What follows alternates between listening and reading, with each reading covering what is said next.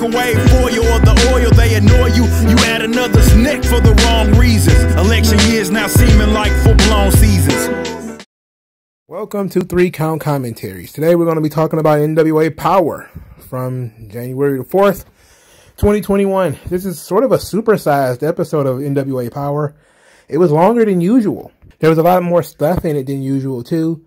I think they covered a lot of ground while at the same time going nowhere, you know. But it was nice to have NWA back, and the main event was really fun. But we'll talk about the main event when we get there. So the opening show or the opening segment was the Rude Dudes, who is Sam Adonis and Jamie Stanley. They called themselves the future of tag team wrestling, but Stanley claimed he would be the new NWA Junior Heavyweight Champion. And that's what this first match was about. It was a qualifier for the Junior Heavyweight Championship tournament.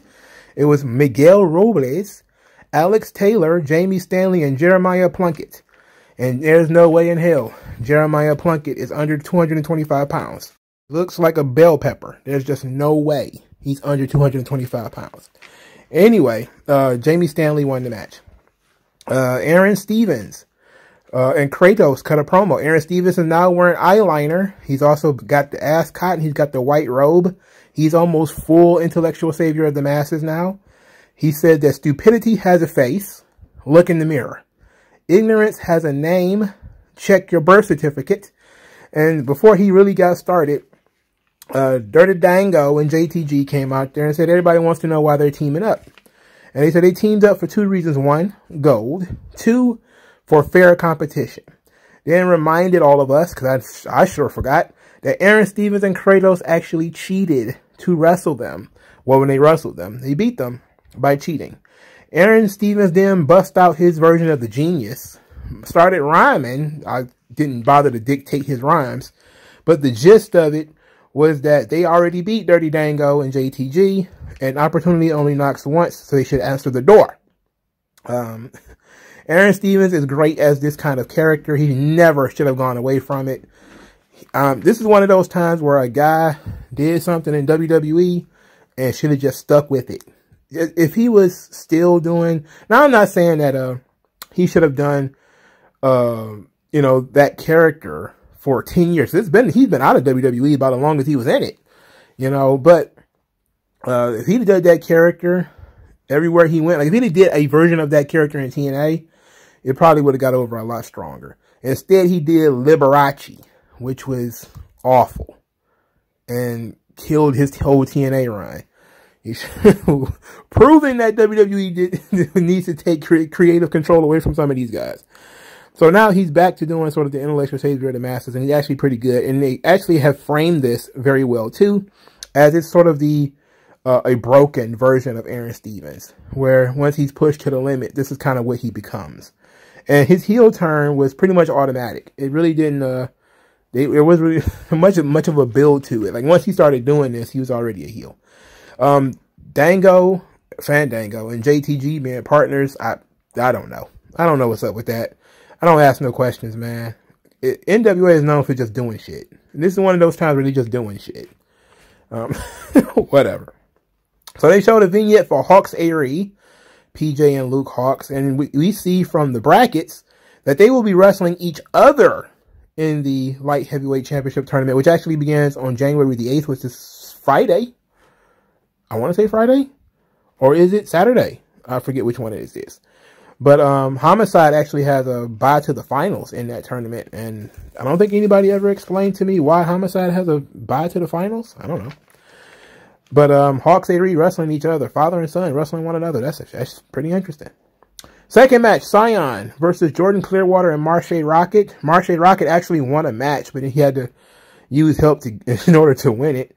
And this match was a weird double chin lock where Jordan Clearwater, where Marshe Rocket put Scion in a chin lock, and Jordan Clearwater decided to join the chin lock. It was absolutely ridiculous, where he put his arm around the arm of Marshe Rocket, and it was basically just smothering Scion. Of course, that's highly illegal, but, you know, we're doing this stuff now.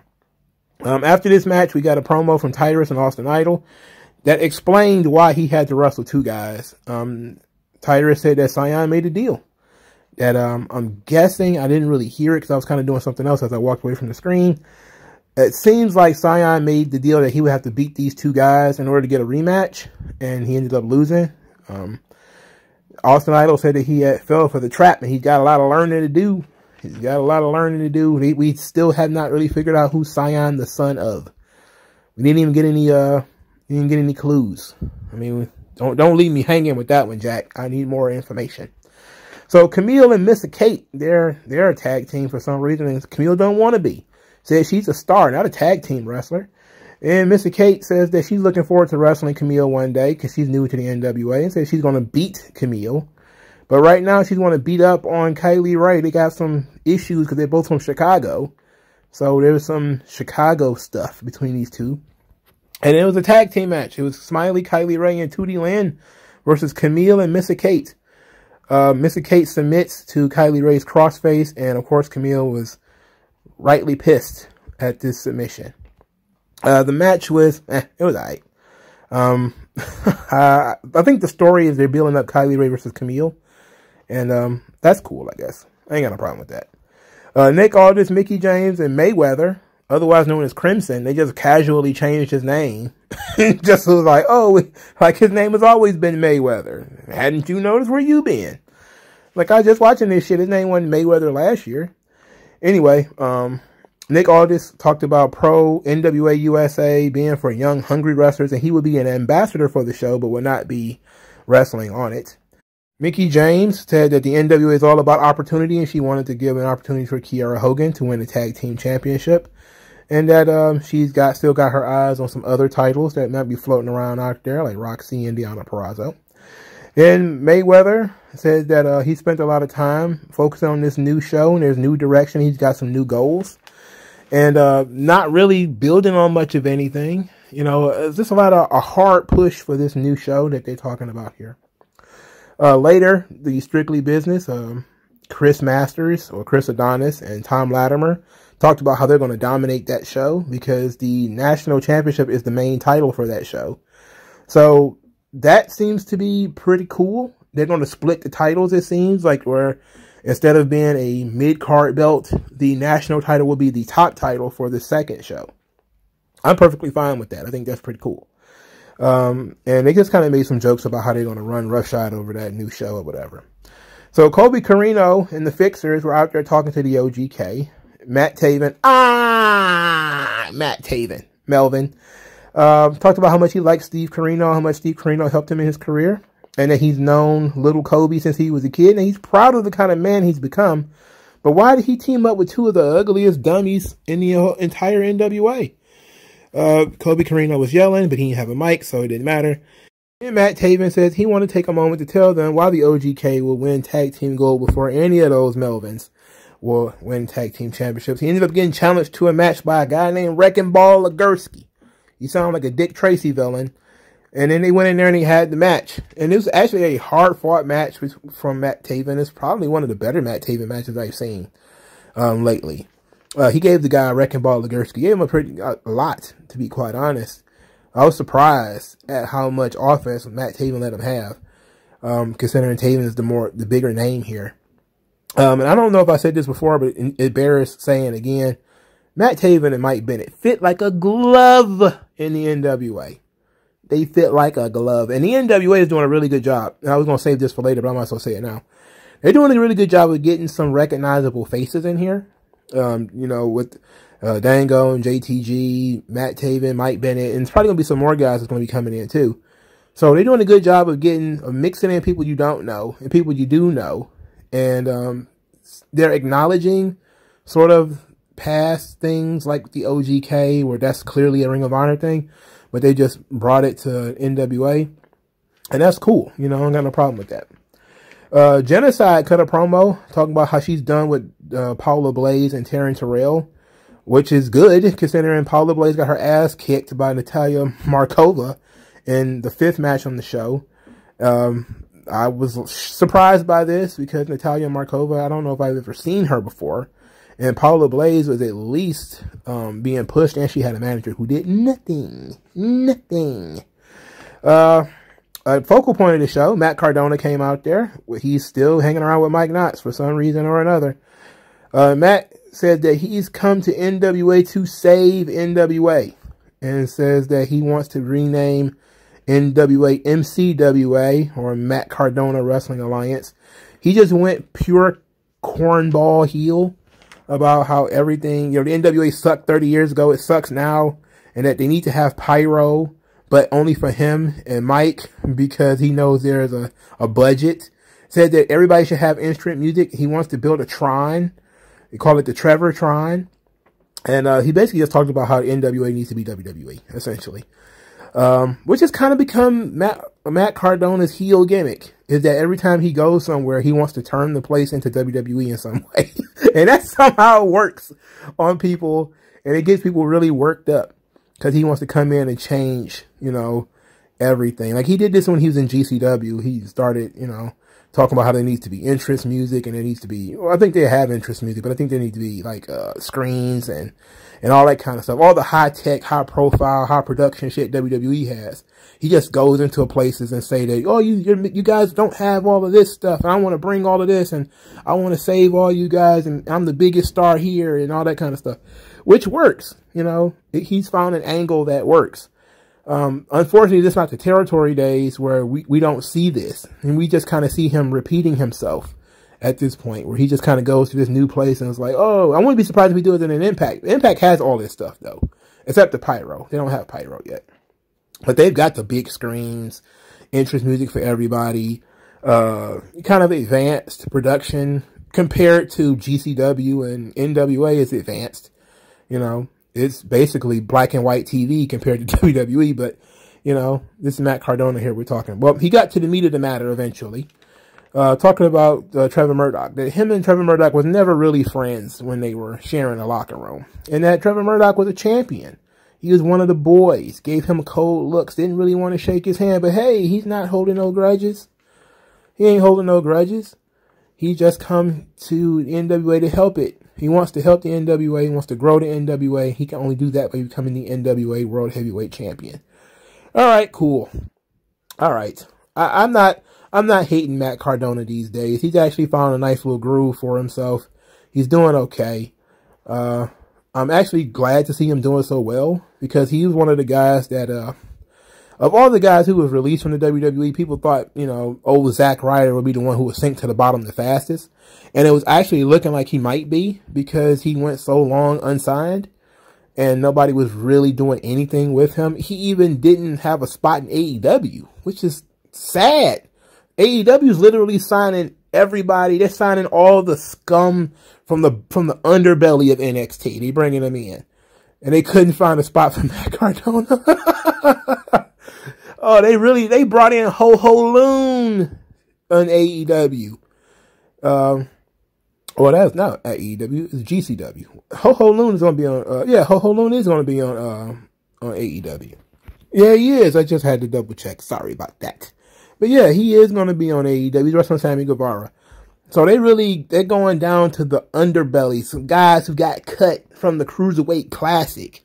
Even though I think Ho Ho Loon really did get signed. And then some stuff happened back home from Hong Kong, where he's from, and he went back home. But, they're really bringing in everybody from that ever stepped foot in WWE. I wouldn't be surprised if Damien Demento doesn't show up on AEW at some point. And they couldn't find a spot for Matt Cardona. Well, so now he's kind of found the groove. It took him a while to go to Impact, started getting some regular paychecks again.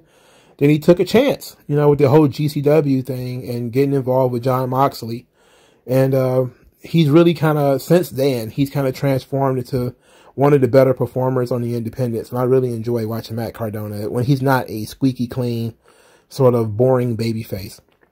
Hopefully he can maintain this momentum. And who knows, man. I think that he probably will be a world champion from some company this year.